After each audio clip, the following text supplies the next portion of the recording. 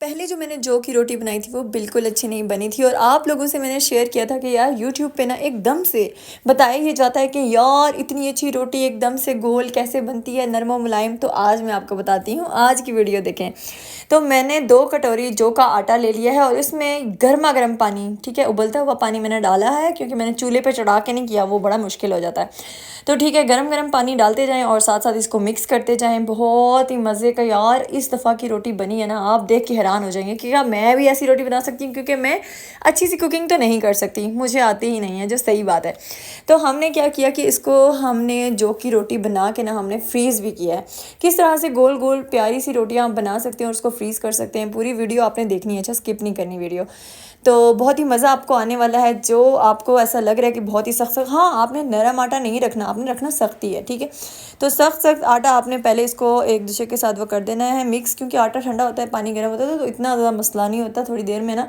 یہ نیم گرم سا آٹا ہو جائے گا۔ پھر آپ نے ہاتھوں سے اس کو گوندھ لینا ہے، آپ دیکھ سکتے ہیں بڑی صفائی سے اس دفعہ میں نے گوندھ لیا ہے، کیونکہ پچھلی دفعہ تو بھائی حالات ہی خراب ہو گئے تھے، بہت ہی بری سی روٹی بنی تھی، میں نے وہ بھی آپ کے ساتھ شیئر کیا ہوا ہے۔ تو آپ نے یہ گرما گرم آپ نے پیڑے بنا لینے ہیں، چھوٹے چھوٹے، جس سائز میں بھی آپ بنانا چاہیں، چھوٹے ہی بنا لیں بے شک۔ تو میں نے اس طرح سے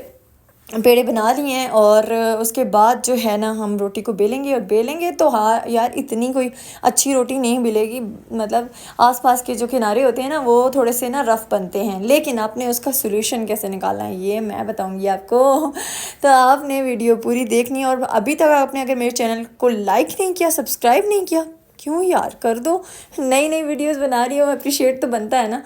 تو خیر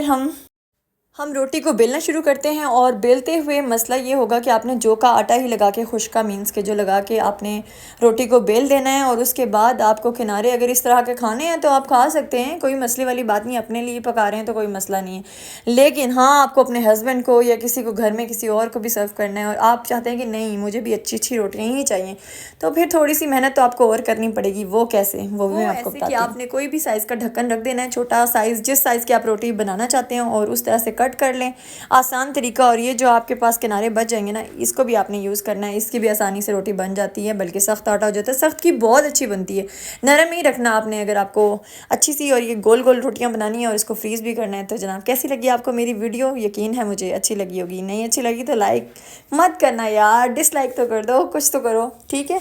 اپنا خیال رکھیے گا، نیکسٹ ویڈیو میں آپ کو دوسری ریسیپی کے ساتھ ملوں گی، کوئی اور میں ویٹ لاس کی ریسیپی شیئر کروں گی آپ کے ساتھ۔ تھینک یو فار واچنگ، اللہ حافظ۔